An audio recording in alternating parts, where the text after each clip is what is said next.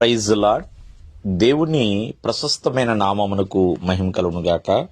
ప్రభు పేరట మీ అందరికీ హృదయపూర్వక వందనాలు. ఈ ఉదయకాలము దేవుని వాక్యాన్ని విందాం. కీర్తనలు 4:6. యెహోవా, నీ సన్నిధి కాంతి మా మీద ప్రకాశింపచేయుము. ప్రియమైన వర్లరా, ఇక్కడ భక్తులు రాస్తున్న ఈ కీర్తనకారుడు భక్తుడైన దావీదు.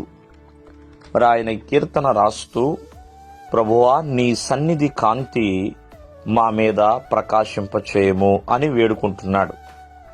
ఎందుకు దేవుని సన్నిధి కాంతి అంటే దేవుని యొక్క ముఖ ప్రకాశము.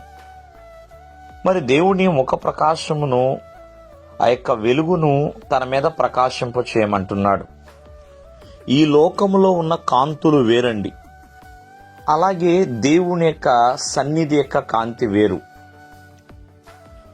ఇక్కడ దావీదు దేవుని ముఖ ప్రకాశాన్ని మాత్రమే తను కోరుకుంటున్నాడు.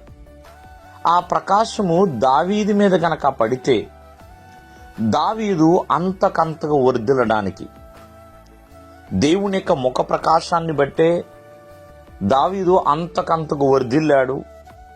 దావీదు సింహాసనము వర్ధిల్లింది, దావీదు కుటుంబం వర్ధిల్లిందండి. అంటే దేవుని ముఖ ప్రకాశములో ఆశీర్వాదాలు ఉన్నాయి, విజయాలు ఉన్నాయండి. కావున దేవుని సన్నిధి కాంతిని మనం ఎల్లప్పుడూ కూడా కలిగి ఉండాలి. ఒక మాటలో చెప్పాలంటే, దేవుని సన్నిధి యొక్క కాంతి యేసుక్రీస్తు రూపంలో మన మధ్యలోనికి వచ్చిందండి. యేసుక్రీస్తు వారు ఒక మాట చెప్తారు, నేను లోకమునకు వెలుగై ఉన్నాను అని. నన్ను వెంబడించువాడు, నన్ను అనుసరించువాడు నా వెలుగులో కూడా నడుస్తాడు అన్నట్లుగా.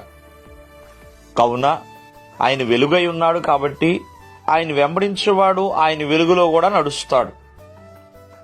అందుకనే దావీదు దేవుని యొక్క ముఖ ప్రకాశమును, ఆ కాంతిని నా మీద ప్రకాశింపు చేయము అని ప్రభువుని వేడుకుంటున్నాడండి. కావున ఈరోజున ఆలోచించండి, దేవుని సన్నిధి యొక్క కాంతి మనకి ఎన్నో దీవెనలు తెచ్చిపెడతాయి, ఎన్నో మేలులు తెచ్చిపెడతాయండి. అధికమైన సంతోషము, అధికమైన ఆనందము, అంతకంతకు వర్ధిల్లుట, ఇవన్నీ కూడా మన జీవితంలో కలుగుతూ ఉంటాయి. దేవుని సన్నిధిలో దేవుని వెలుగు అనేది ఉందండి. ఆ వెలుగుతో మనము నింపబడాలి. ఆ వెలుగు మన జీవితంలో గొప్ప గొప్ప అద్భుతాలు చేస్తుంది. దేవుడు మిమ్మల్ని ఆశీర్వదించును గాక. ఆమేన్.